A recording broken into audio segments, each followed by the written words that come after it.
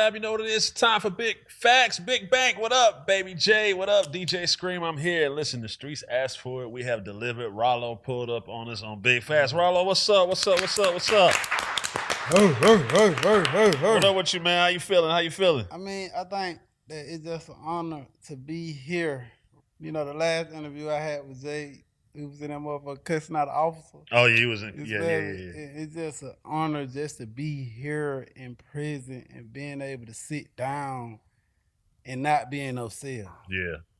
And there's a lot of people just sitting in cells right now, man. And my heart go out for them. And I'm just happy to be free. I'm happy to be next to Jay. I feel like I'm on a bigger ranking tour. Shouts out to Big J had big up. Yeah, we just had big up here for real. But you don't understand, man, this lady, we went through hell on that road. We sure did. You know, that was them live mixtape, that Piff days, them Spinnerella days. Yeah, MySpace, all that shit. Everybody don't know she kind of pushed me in this rap game. You know what I mean? She pushed me in and nobody don't know them stories. And, you know, I'm mad that you goddamn left me right there, motherfucker. Why you keep it going? What you talking about? But man, it's an honor. Go on vacation. That was a bad vacation. Oh, but that was a good vacation. Hey, you talking about? How it feel? Like, you know, freedom and, you know, what did you learn from the whole thing? Like, we got a lot to talk about. I mean, I learned a lot of different things. You know, I've been to 11 different federal facilities. You know, as you know, every time I went somewhere, I kept getting caught with phones, and they accused me of moving drugs from jail, and all kinds of shit went on throughout. You know, I'm going in there thinking that, you know, I've been to state prison twice. I went to prison when I was 17, did 2 years, then got out, stayed out 3 months, and went back to state prison again. So when I get to the feds, I'm in that motherfucker thinking like, it's the same kind of routine. Like, I could get me a cell phone, I could do a little moving around. These folks ain't shit to play with like that. You get caught with a phone, it was like I got caught with a goddamn Uzi in that bitch. You smell me? You know, I was getting caught with phones all the time. And, you know, they just give me a write-up. Sometimes the police see me on the phone in the state and then he write me up. You smell me? So, like, I think people ain't able to identify the difference between federal and state. And I know we say it with our tongue real likely, like, it's a game, because I thought it was a game. But that shit is not a game. They don't play. That's in your ass Australia. It's a massive difference between going to Rogers State Prison and Jay coming out there visiting me than you saying, Jay, get on that plane and come to California. That shit a massive difference. Like having your people just going in them mountains, it's snowing, the road fucked up. You know, I've been to places where the correctional officers will tell you some shit like, y'all, first time I ever seen black people. You smell me? And they be dead ass serious. They never seen a black person until they start working into this facility. So it's a lot of racism going on there. That's when I really had to identify, because, you know, going to school and they telling us as blacks, we only make up 12% of the people in America. You smell me? I was like, how the hell is that possible? I see Jay right here on Bank. I see Derek at Cruise. I see Big Bank over there in the 6. I see you. But when you actually get on that damn road and get in them buses, and you don't see no more of us like that. In the middle of this goddamn, this country, all that homeboy shit gone. You smell me? So it's a privilege. I ain't even see a black officer for years. So it's a privilege, a black sister.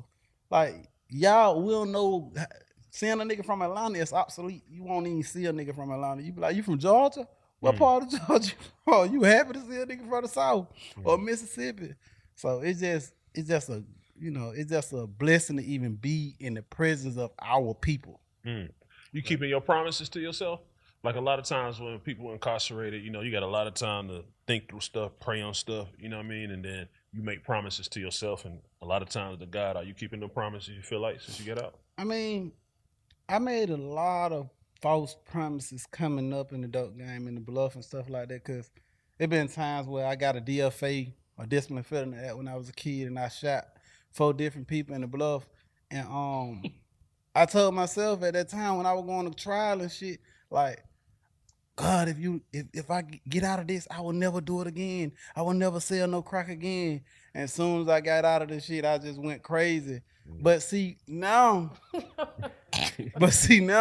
The fuck? it's different because I seen them motherfuckers. They ain't playing. Like they ain't playing. Like we can go over here to Fulton County and get some probation or get out or get a slap on the wrist and shit like that. And we can look at people different cases in that motherfucker. Like we can go on YouTube and see a nigga. You can't go on YouTube and look at dirt right now in the Fed, or you can't go. They ain't bringing no cameras in their courtroom. You ain't even finna see a speck of dust in their motherfucking courtroom. You ain't bringing no phone in that bitch. Like it's just a whole different ball game. So like I was playing when I was making no broken promises. And now I know they ain't playing, so I can make a false promise all I want. But them folks ain't playing with your ass. They point your ass away forever. And it ain't. And then you think you going in the feds with a whole bunch of Ralos. You like, shit, I'm federal now. I'm finna be around a whole bunch of multi-million-dollar niggas. And you go on that bitch with a nigga like calling his mama, hey, mama, you got your check this month. Can I get $50 on my book? And now you looking at the whole federal system. Because when I was on the jet, when I got caught on the jet, in my head, I'm like, shit, that's what this shit come with. You know what I'm saying? I was willing to do 30 years, 100 years if I had to, because I knew, like, in my head, in my mind, in my heart, in my soul, like, this is what this shit come with. And honestly, I looked at that shit like it was a trophy. I was like, this my Grammy. Like, nigga, this is, nigga, I went fed. Nigga, I went the biggest ever. You smell me? Like, this what all the young niggas look to do. Like, we looked and we praised to, get some kind of success out the dope game and, to get millions of dollars out this shit. Because Jay, to tell you back then, we weren't making no fucking money. I don't know, Apple Music, Spotify, Pandora, like labels weren't just giving you no millions of dollars like that. You smell me? Like Jay had to walk. Jay was right there. See, Ralo, you got to pay $2,500 for this session. Hey, and you got to pay Thomas and Parrish at Blind Me take $10,000 to get on that front page. Oh, you need Ralo, you got to do this show for free because you need John at my mixtapes. Like Jay to tell you, so like accomplishing that shit was like a lot. And I know it sounds stupid as fuck coming out of nigga mouth, but honestly, that's what we do. And we see now niggas go get the switch on their gun and shit now, and they show it like, nigga, I got a switch. That's the same way I was with millions of dollars of cash. I was so fucking happy to get this shit that I was like, man, I gotta show this shit. You're listening to Big Facts with Big Bank and DJ Scream. You're listening to Big Facts with Big Bank and DJ Scream. Was any of it important for you to get out? And even if you didn't really have problems with them, but if people perceive you had problems with people, to kind of squash that too? Because we saw what happened like with the Rich Homie situation. We saw what just recently happened with like the Boosie situation. Whoever, even if it wasn't real problems, it was perceived as that. Was that important to you? I think that, Jay to tell you, Jay was there. You know what I'm saying? Jay was always there. And I just keep saying Jay because I like to give people that credibility for, what they did. A lot of niggas ain't gonna do that, but I just was a little cocky. I was one of them niggas that I'm describing who is the problems now. You smell me? And I was just a nigga with a whole lot of money and a whole lot of power. I had 1,000 niggas under me. I had a lot of goddamn money, and I was fucking with that man. You smell me? What I was doing was just kind of bullying niggas, like trying, and then, coming out of chain gang, that motherfucking chain gang will fuck your head up, bro. Like, you'll come out that motherfucker thinking that you could just do shit to people. Like, you coming out that motherfucker where niggas got life and they stabbing every day. So I'm coming out that motherfucker, man, we got guns. We ready to shoot every motherfucker day. Like, I'm with whatever this shit come with. Like, I don't care where it go. I'm trying to test you and see where it go. And a lot of people, when on that type of time, and I ain't gonna say they was scared. I just was tripping, bro. And none of that shit was his fault. You smell me? And I ain't just saying that because he did. You smell me? Like, he ain't have to do no song for me. You smell me? Or like, now don't get me wrong, Big Bank got on my ass about the situation with Boosie. But when I pull up on Boosie and I show him all the documentation and he find out, what occurred, my thing was he told me like, nigga, show the world this. Don't show me this. You smell me? And I'm like, look, these folk, I had to really sit in the cell. I knew once a nigga called me a rat and shit, and I knew I started seeing certain niggas like, or certain groups of people like rival up against me. So I'm like, okay, the reason why all of us as niggas from the streets hated rats is because we felt like that person took an individual from the streets. We felt like it's a nigga in jail for this individual, and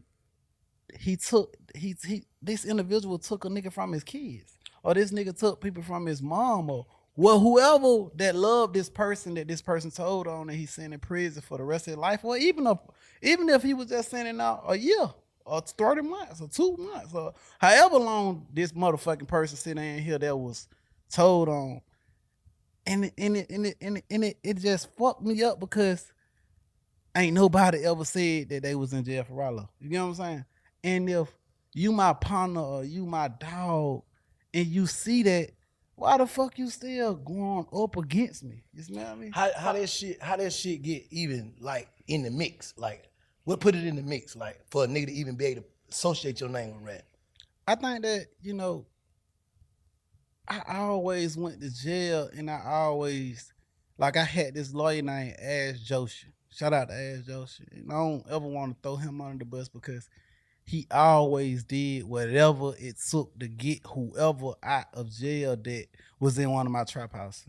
I'm known for trap houses. I'm known for putting a house on English Avenue, the Bluff, Simpson Road, Ashby, wherever I got to put these motherfucking trap houses at to make sure my plug get money.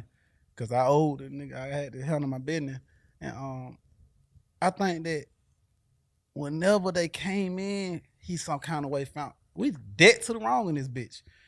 They got dope, they got guns, they got everything, and he was able to just always put in old motion, warrantless, illegal search and seizure, or anything. Just or sometimes they came in and they had a warrant for a nigga, and they had when we had dope and guns, and he was able to come in that bitch and say, yeah. Y'all ain't coming there for a search and seizure. Y'all came in there for a fugitive one or something. So there was a lawyer that I entrusted. You know what I'm saying? And I still trust him. You smell me? And if he tell me some shit like, Ralo, I'm finna put this motion there, I might not even see the motion. You smell me?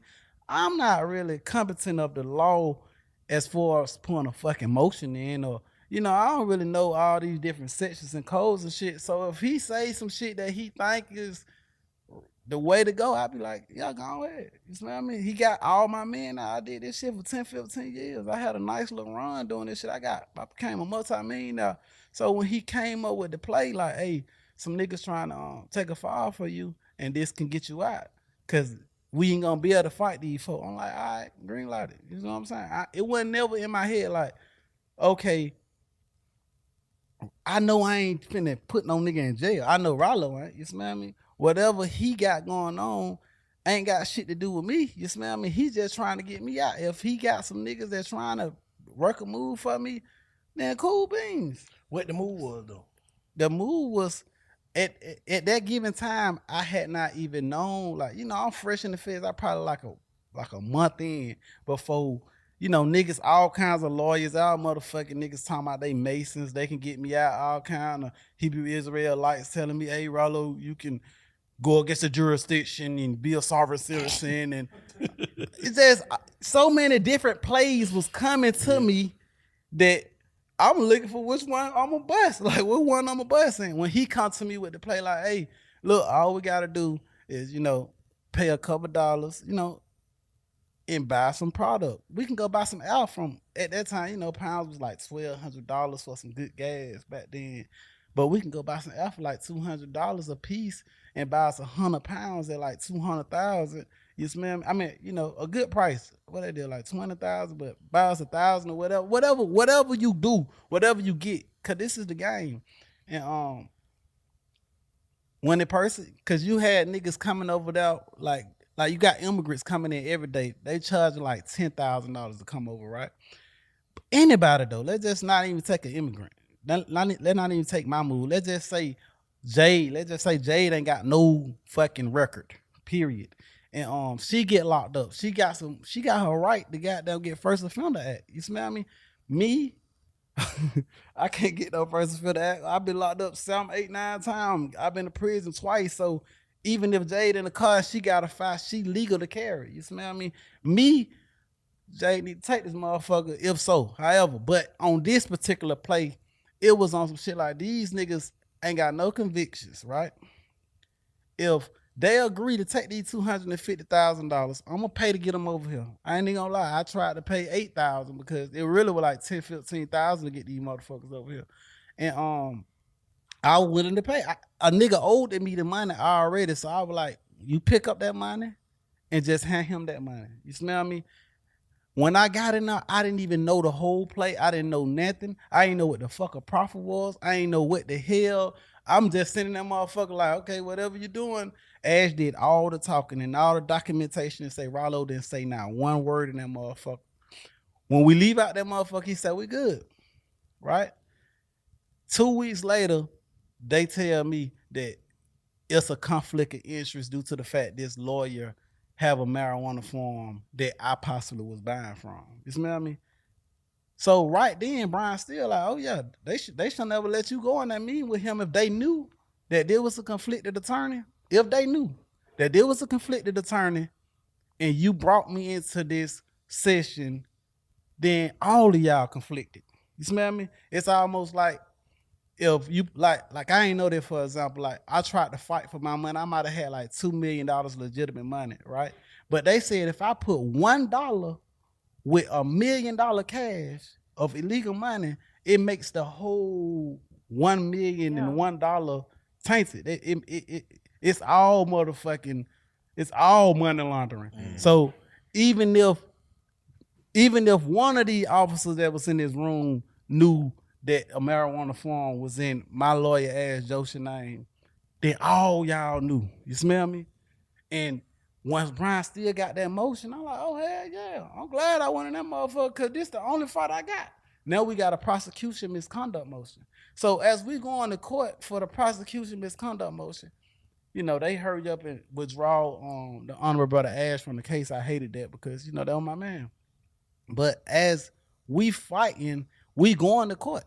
And these things are coming up because so Brian still like, at this moment, Ralo can't cooperate. Why? Because y'all motherfuckers already put him in a position where he can't do it. You smell me? Because now we find like 3-4 years later, this same motion because COVID hit, all kinds of shit occurred. So now Ralo can't cooperate, period. So you motherfuckers need to do something as a remedy. You smell me? You're listening to Big Facts with Big Bank and DJ Scream. You're listening to Big Facts with Big Bank and DJ Scream. Them motherfuckers just went forward. You smell me? The feds, they just went forward. They was dead to the wrong. And, you know, they was like, look, man, we'll give him his guideline plea, but we ain't giving him no fucking cut off his sentence. We just ain't doing it. And, you know, after I sat 4-5 years, I'm like, shit, if I sign me a plea for 8 years, I ain't got to do nothing but a year or two. I just got tired and I just signed the plea and got on out of it. So, okay, hold on 1 second, Black. So, okay, because my whole thing is like, you know, like I know you for real. And, you know, like I've been knowing you, you know, before the rap shit, you know, like I've seen your struggle to come up and, you know what I'm saying, all that shit. So, like, when I heard this shit, you know, immediately I was like, hell nah. But then I was given like paperwork, right? And I read through the paperwork. I looked at it, and my question to you is, matter of fact, let me get to it, so we can just get to the bottom of this shit, and you can just, you know, explain your part about like what's going on or whatever. So it was a part in the paperwork where it said, as far as like the proffer was concerned, where they were talking about, you know, the whole thing with Ash and, you know, like how Brian took over and all of that. Correct. And it said, if it comes out on June 16th, 2018, that Mr. Davis gave information I know this honorable court has been privy to that. Actual notes of that proffer, if that is released, there's a lot of information on a lot of people that are well known in this community that would not bode well for Mr. Davis, for his security and his rap interests at all. And I don't see the benefit at this point. So basically my question to you is Don't turn that page. Let me get that page. It's right here. Don't go nowhere. There you go. So what page that is? It's at the top. I think it's 7, maybe. So you got page 12? Can you go to page 12? I have those 2 pages. But I have the paperwork though. But so that was my question to you. Like, what exactly does that mean? Because I know it was a lot of talk about and confusion about like not knowing exactly what a proffer was and you know what I'm saying, all of that kind of stuff. What did that part of the paperwork mean? So if we go to, this page 8, if we go to page 12 of that documentation, right? Mm-hmm. It'll say Terrell Davis didn't give up no information. Right down, page 12, right? If we go to that same documentation in which you got, right? Mm-hmm. However, these people that tried to help me is significant people to some of the people that are around me, and they ain't do shit but try to help me. These are the ways these people make their money. Hold on 1 second. Let me ask you this. Because on page 8, it's saying that the conflict of interest with Ash is coming about as a proffer that occurred at which Mr. Davis provided information to the government. And it's my belief or our position that Mr. Steele and Mr. Davis want that fact kept out of the public's knowledge. What does that mean? So you can explain that. Go to that document webpage. It's right there. It's the top of page 8. Open it again. I'm sorry. So my thing is, whenever you get documentation, all you got to do is read the whole page. Don't never, we as people, don't never need to go to. No, I read the whole thing. So my question is, and my answer is to this, why we ain't going to page 12 of this document where it say Terrell Davis did not give up any information. However, Ash was already communicating with these people. Mm-hmm. Hey, so now give me that paperwork. It's a blue folder. Ash Joshi was already communicating with these people. Mm-hmm. And I don't want to throw my man up on the bus. So yeah, you don't have to. So what is believed to be said in this documentation, what is believed to be saying is this: they trying to accuse Ash Joshi of taking me into this to exclude himself from this investigation. You smell me? And I'm gonna just show you the documentation before we even go further. So yes, Ash. No, but I'm just saying, me as a journalist, I'm asking on the top of page 8, whatever this is. I'm not accusing you of nothing. No, I really don't give a fuck. I don't believe you doing that. It's saying that the proffer occurred at which Mr. Davis provided information to the government. So it's basically saying that during the proffer, information was provided. And I think that's what a lot of people were, taking as basically you told. So that's why I'm asking you to explain that part so that, we can get to the bottom of this shit for real.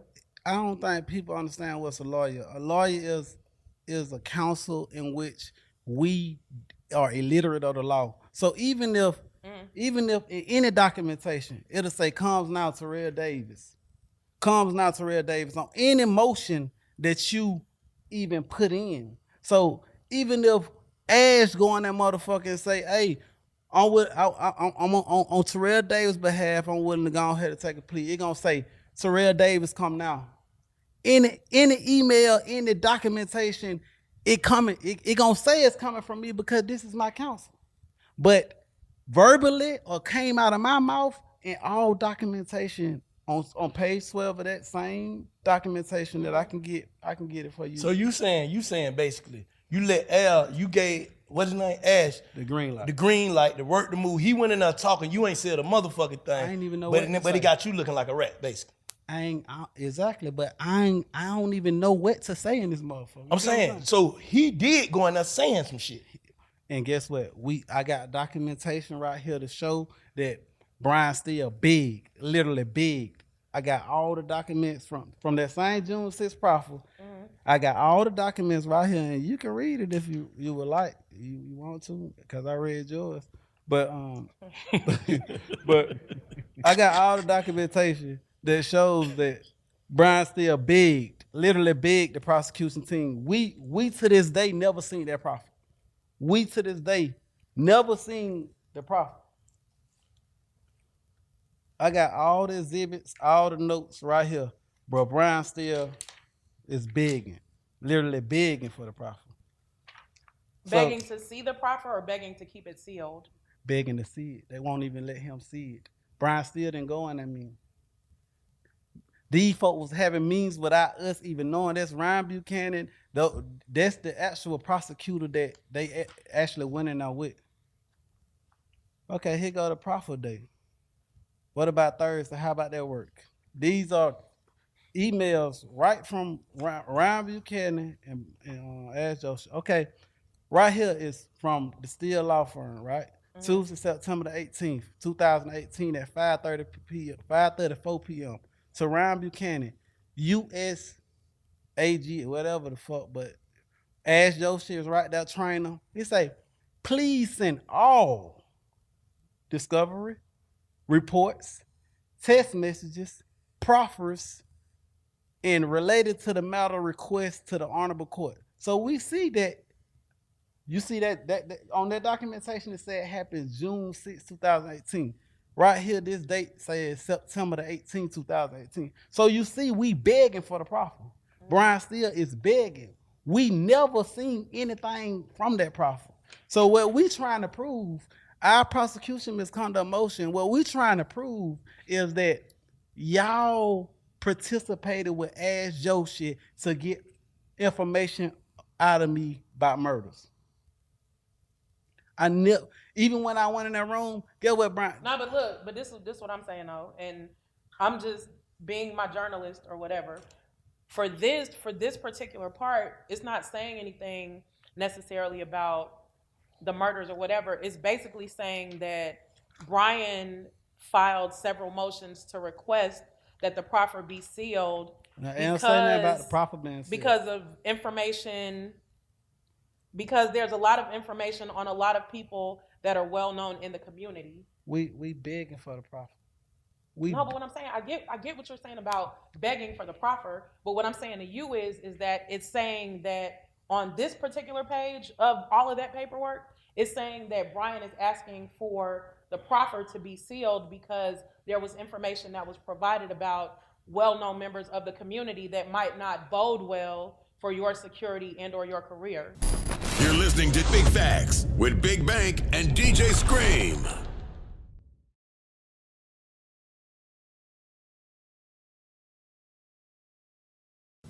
You're listening to Big Facts with Big Bank and DJ Scream. Yeah, that's what sticks out because that's what anybody else that reads that has any type of half of an intelligence that I have, that's what's going to stick out to them, and that is what might sway them as far as their opinion of you is concerned. That's why I'm just trying to get you to just speak more about that. How would you look at that if you read that on another nigga? I'm not stating this honorable brother. I met Ash Joshi with Brian Steele. Brian Steele went to this man's wedding, went to all this type of shit. Yeah, Ash and Brian are both attorneys. So what I'm saying is, it got to a point inside of this case where Brian Steele wasn't only fighting for me.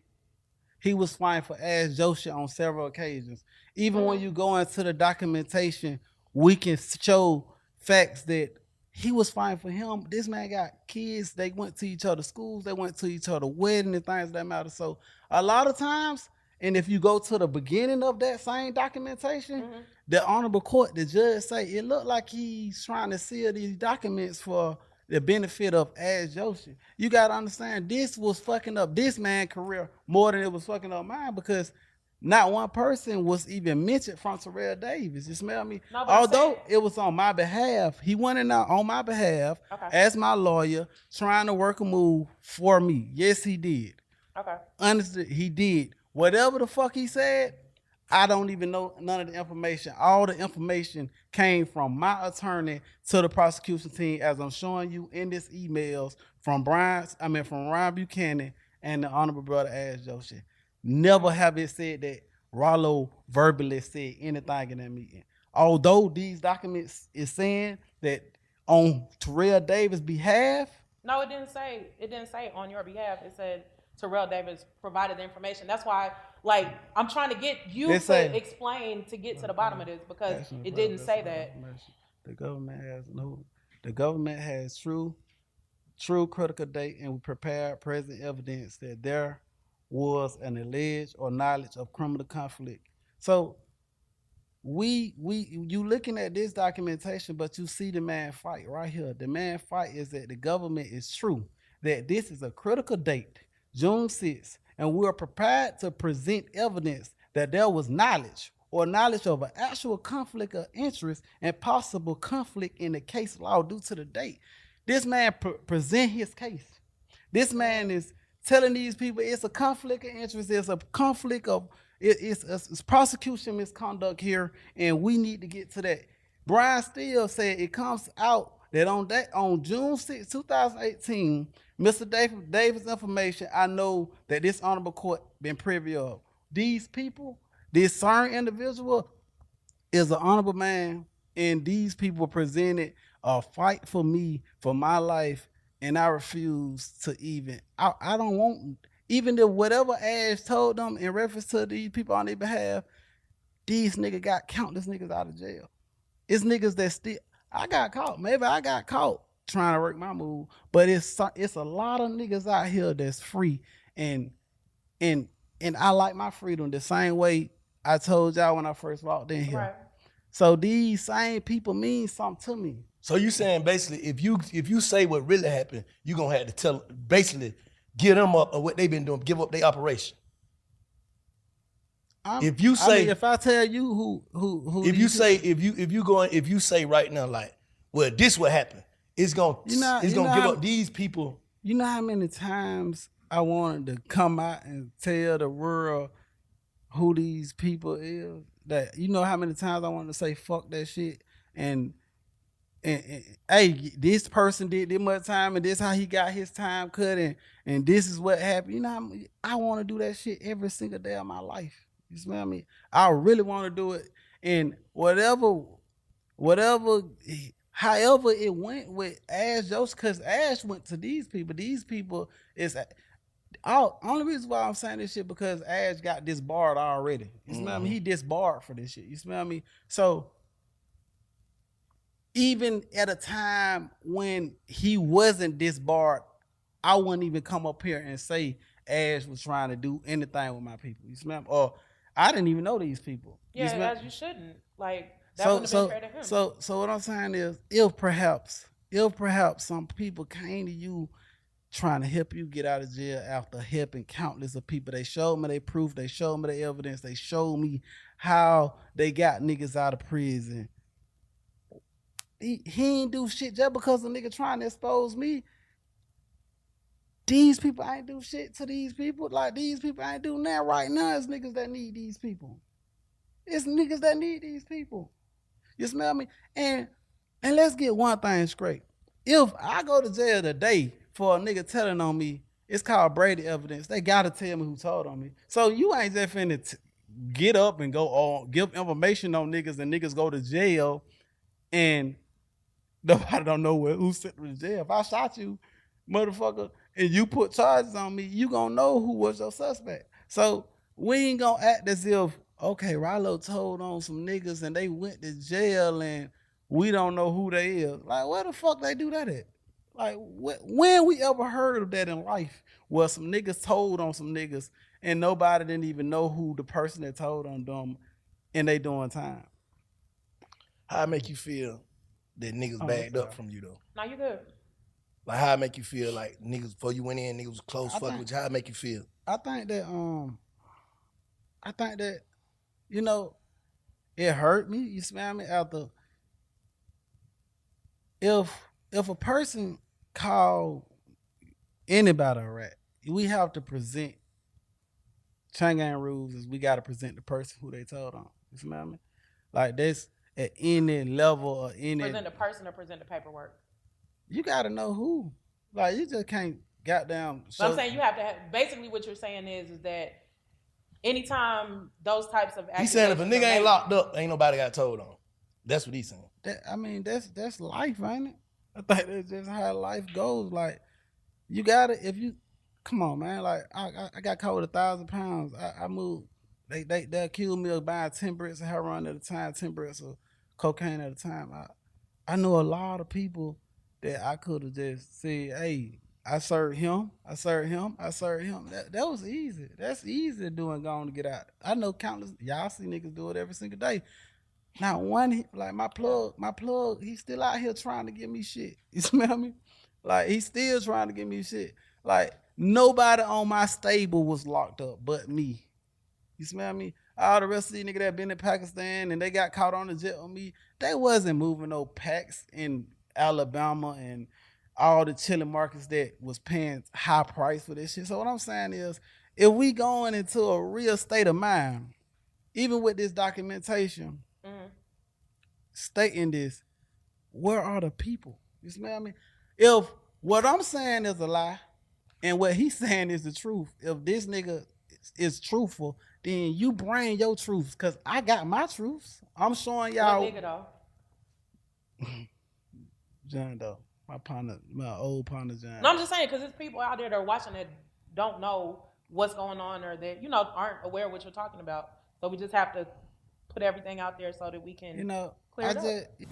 You're listening to Big Facts with Big Bank and DJ Scream.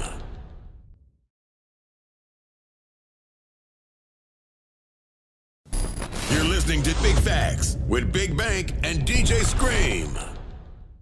Nigga, you know what I'm saying? Like, I want to never, the niggas that trying to expose me worked for me.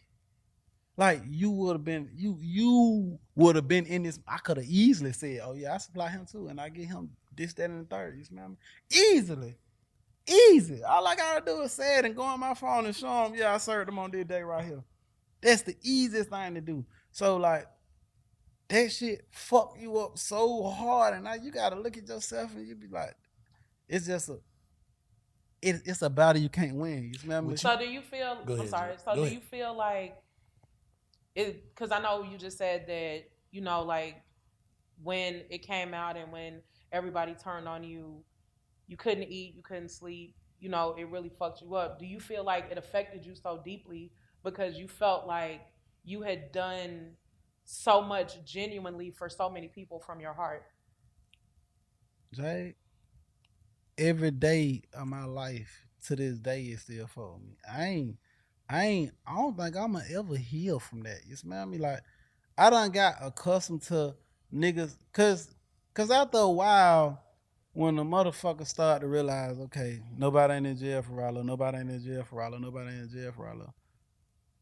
motherfuckers be like, okay, I give up. You know what I'm saying? Certain people gave up, like, okay, I ain't gonna keep putting that on Shouter until they show me that it's a nigga in jail for them. Mm-hmm. So like, as time, time the biggest snitch. Time gonna tell, you smell me? So like, as time progress, I still, like, even like with certain individuals, like, I still ain't healed from that shit. Like, I don't even think I ever be able to conquer that shit. You smell me? But would you, let me ask you this, okay? By you saying you want to let Ash goddamn finagle right. for you if you had to do it over. Right. So seeing this shit how it is, like what Jay just read and all that, because people try to let me read, I would never read it. I said I got to talk to this nigga. Right. All right. Would you fuck with you? Would you bag up from you? Hell nah. I would believe my man.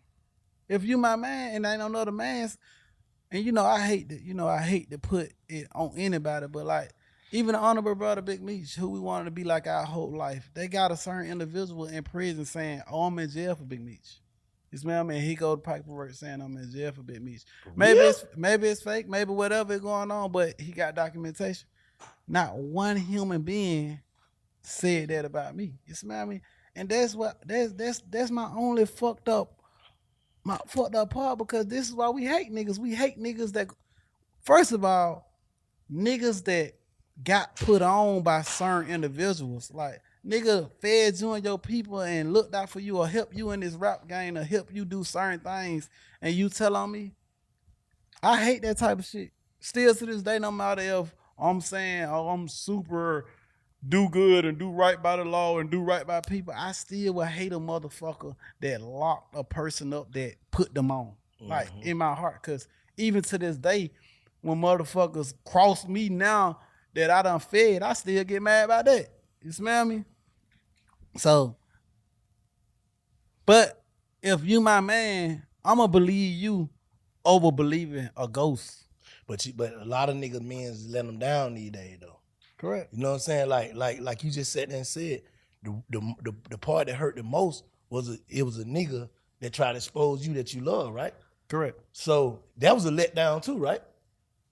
So you can't put that past nobody these days. I think that. Yeah. I think that we will always be able to see through the bullshit. Like, we can be blind. We can be blind for so long, but we gonna wake up. You smell me? We gonna get up out that shit. Like, I don't give a fuck if you in love with a nigga or you in love with a bitch.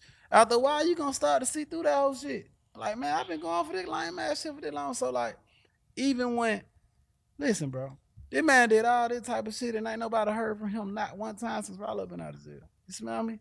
And I ain't shitting on the brother. I won't never shit on the brother. You know, I want God to forgive me, so I'm gonna forgive everybody that wronged me. You smell me? So, you know, I'm on that godly journey because that's who got me through that journey of my life. You smell me? And, you know, I give my life to him over I give my life to any of this street shit. You smell me? But I know it's and the buts about that. I don't even want to say but to that. Real shit. However, I still would have some kind of hatred or envy in my heart for a person that locked the motherfucker up. Ralo, appreciate you pulling up on this, man. You know what I'm saying? Anytime, baby. Boy, I'm happy we did this shit while I was free. No, fact. Yeah. Motherfucking JD Cakes and Big Bank. Lil Bank. That's Lil Bank right now. www.bigfastpod.com